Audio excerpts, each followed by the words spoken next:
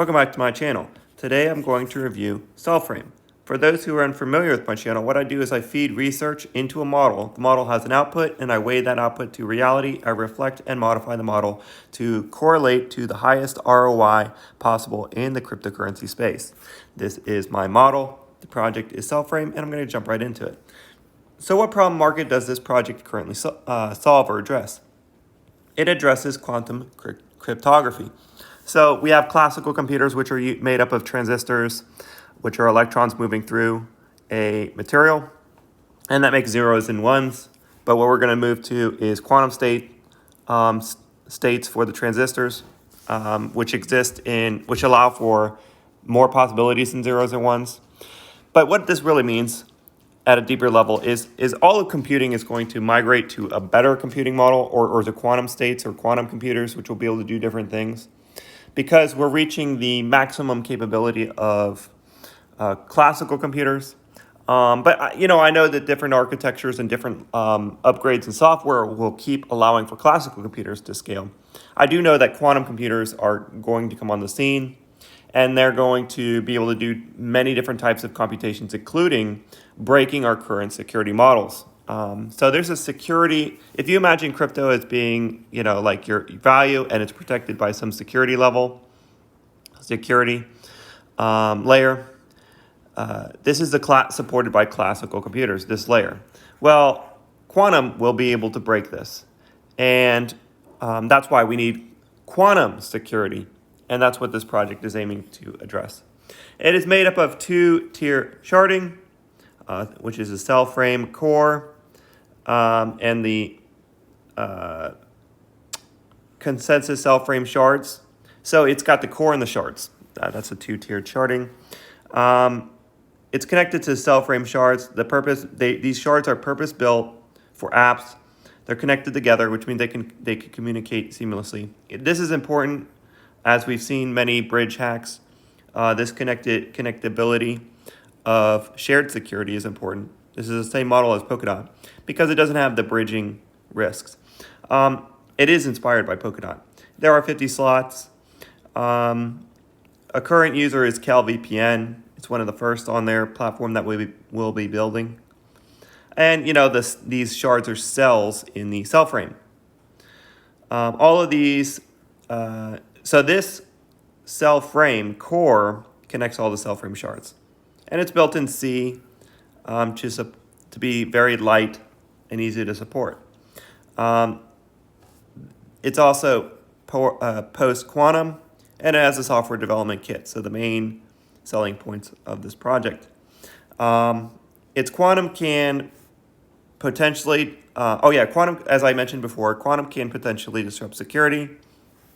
Algorithms of current blockchains, are at risk, built to be ready for well-tested methods. So it has several different approaches for, like today, quantum computers don't exist at a level where we can test the different security methods because quantum computing is still, I think that's 16, or I don't even know what the number they're at right now, but they're very small and they're not capable yet to be tested. So we can't prove which security will work. So that means that they've taken several different possibilities to be implemented so that when testing is available, they can test and implement it. And it's got a software development kit for its developers. So some of the products that may be possible on this protocol is interoperability, distributed VPN, as we've seen with like it's people already building on them. A content delivery network, protection against terminal attacks with mirror chains, L2 solution for throughput outsourcing, video audio streaming, blockchain framework. So it's basically, edge computing. It's basically anything that these web3 architecture can do. It is web3 infrastructure. This project aims to be what web3 infrastructure. All right, I'm going to dive right into the project from the model's perspective. So neutral for future increased demand for the token. Regarding price FOMO, model expects some price FOMO at some point. The project is not on the radar of most people. It's very low social media presence. Part of the reason the model expects price FOMO is because of the upcoming events, the roadmap. So the roadmap, they've been successfully implementing the roadmap here since I've seen in March 2022 they were at this point in the roadmap. So 6 months they moved this part of the roadmap. So they've done the security, one directional bridge, tons of TON-based subchain launch, and the beta version of the mainnet. Well, the next release is mainnet, and those are usually bullish things. And, so that should be within the next quarter. This roadmap is the year and the 2 year based on quarters. So we can expect the roadmap sometime here, and that could potentially lead to FOMO, for people to want to jump in. Regarding money needs to move, price up to decrease, I put neutral. Tokens on sell side to decrease, I put neutral. They don't have a lot of funding. They where I found the information I found, they raised about $1 million, or they didn't raise that much. They raised about $1 million, which means that they have they don't have a lot of VC support at this moment. Regarding price action, it's rather neutral. It's down 47% versus the average crypto, which is down 27% for the past year. So, but that's rather neutral, and that means that it's not experiencing any price FOMO right now. So it might experience price FOMO in the future for those who like to speculate on those kind of things. Token model is good because it is proof of stake. Proof of stake means that the token represents ownership of the network. Governance is not implemented yet, but it will be established in the future. So there should be decent inflation right now. As this thing gets up and running to try to get people involved in the ecosystem. So, but governance is not figured out. Governance decides these things. So, you can have a high inflation, but have the token represent governance, which means that eventually the token holders will vote for the best inflation that they think is good, or, where they think the money should go, etc. So the governance is not figured out for this. And that's why that's neutral. Regarding the market cap, it is a low market cap. 9 million market cap diluted, which is good. It's good that it's mostly diluted. And the price is 31 cents. There we go. Okay, so regarding the token model, it is proof of stake, consensus, value, transfer inside of Cellframe, auction, and leases. So remember, this is very much like Polkadot with the auctions and the leases, which means, for those who are unfamiliar, you have a base protocol, and then you have other protocols coming off of it.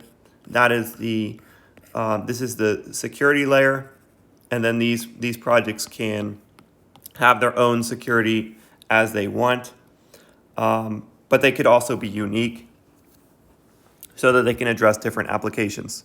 And this is known as sharding, because all these run in parallel in a sense, and then they can intercommunicate with each other. It allows data throughput. So each one of these is like if you imagine in computing, there's a thread. This is how fast information is processed. Well, each one of these is like a thread, and the sense that they can run in parallel, that means it is like a way to scale because it's running in parallel. So you're having more data throughput, and you can have more applications, and then these applications can communicate with each other. That's so this approach is similar to Polkadot's approach with the sharding. And, sharding with Ethereum, I haven't seen how that will be implemented, but it'll have the same kind of ideas, but it's much different in the sense than these. But that's a different topic. All right. Now regarding, it is centralized right now, which means you need the team to deliver in order for this thing to get anywhere. There's no details yet on the governance, and there's not a lot of details of exact token models. So that's where we are right now. So that's why it's centralized, because it's heavily dependent on the team to deliver, to be successful. So that's where it is right now in the stage. The team, they don't have any home runs in their history, but they do have blockchain history. But I put them as neutral. But they do have blockchain history, which is good. They are located in Russia, which I can find concerning because it's kind of isolated from the rest of the world, especially with a war going on. And all the money is located over here in these Asian Pacific countries, India, Saudi Arabia, Europe, and Americas. And so the logistics of partnerships, etc. But this is I believe we're all one people, even if governments want to destroy each other. I don't get war. It's a crazy thing, but they are located in a war country right now, and so that's something to think logistically. Partnerships, the router protocol, and then they have a bunch of other little partnerships for expanding their business. The router protocol, I just did a video recently on that. It was a pretty good project. All right, so regarding the developers details, I expect there to be, developers well supported through all these different metrics. Maybe they won't get a lot of financial support, but they might buy and hold the token and then get involved that way. Some people do that. But this project didn't raise a lot of money, so that might be difficult to bootstrap. But that would be only concern there. They are developing the software development kit, which is needed for developers to build on this anyways. Value of services provided to increase. I expect that to be the case. User experience to be good. I don't expect large business models to buy this.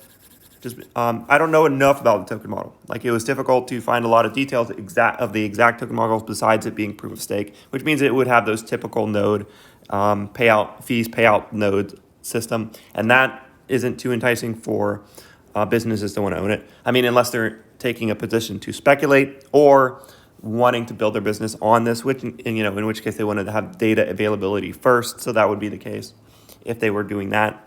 But that's fairly equal across the board with a lot of these proof of stake models. Let me cross out this. So regarding the token model, it's proof of stakes against this value transfer, and you need 1,000 tokens to run a node. That was one of the details I missed with that. Now the value of the target market. This is a 400 trillion market. It's going to eat the world. Crypto is going to eat the world. This is part of that narrative. That's why there is so many cryptos, because the world is pretty large, and you need the world's assets, the world's businesses to integrate into blockchains for the next wave of humanity, for our human history. This is the wave that we're at. This blockchain is going to impact all financial assets. It includes, Walmart, includes whatever business you know of is going to be affected by blockchain, because the world's banking system is going to move on top of this. All the world's assets are going to move on top of this, on top of blockchain. So it's addressing a very large market, but it does have a lot of competition in that market. So let me go over that. It is not a first mover project. It's not even live yet. So that's a negative thing, because there are already other projects that are ahead of it. Now, it might be the first mover at addressing quantum. But from what I've listened to with many of these other projects, they say they will implement quantum when that issue arises. So they will be able to implement that into their protocols. Head to head with other projects. Once again, Polkadot is, I guess, its main rival because it's structured like that one. Best of the competition, I put no for that. Because it's not live, and the other ones are way ahead. If it's successful, it will have a moat and it will have a flywheel, which is good for a business model. But these other things, network effect is expected to be neutral. Tokens per person down expected to be neutral. Fees that burn tokens, there may be a governance vote on that in the future, but nothing right now. And major onboard neutral. All right, so that is the model. Oh, regarding the last niche, it is not live yet, so it can't be servicing a niche if it's not live. It's beta version of mainnet, and that will be going live soon. So that is something to think about. And the liquidity depth is not very deep on this. It's very shallow liquidity, which means even small orders. So it's hard for them to have a lot of business interest if you can't exit or enter without moving the market at a large amount. So summary, low market cap with accomplished CEO, I put no. Early to social media, I put yes. Live niche, I put no. Pros and cons, team is delivering on the roadmap.